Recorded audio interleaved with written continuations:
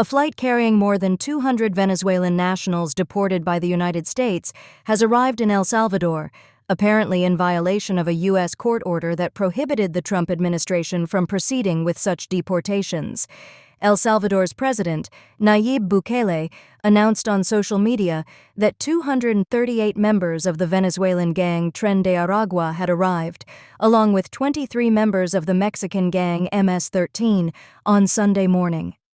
Their arrival in the Central American nation occurred just hours after a federal judge blocked U.S. President Donald Trump from using a centuries-old wartime law to justify the deportations, a decision Bukele later mocked online.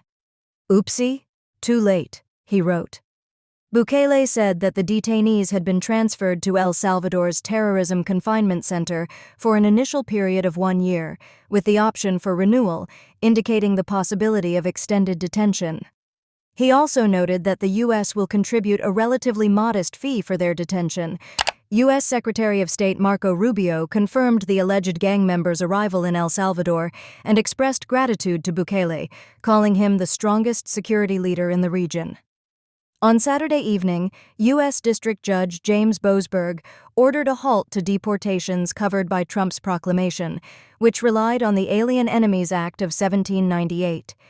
This law grants the government the authority to detain and deport individuals deemed threats to national security without due process. According to the Washington Post, after learning that planes carrying deportees were departing, Judge Boasberg ordered them to be turned back. A video included in one of Bukele's social media posts shows detainees with their hands and feet shackled being escorted from the plane by armed officials. The footage also depicts some detainees being placed into the back of armored vehicles. In January, Trump signed an executive order designating Tren de Aragua and MS-13 as foreign terrorist organizations. Just this week, I officially designated the drug cartels as foreign terrorist organizations, including Tren de Aragua and MS-13, which gives us great power.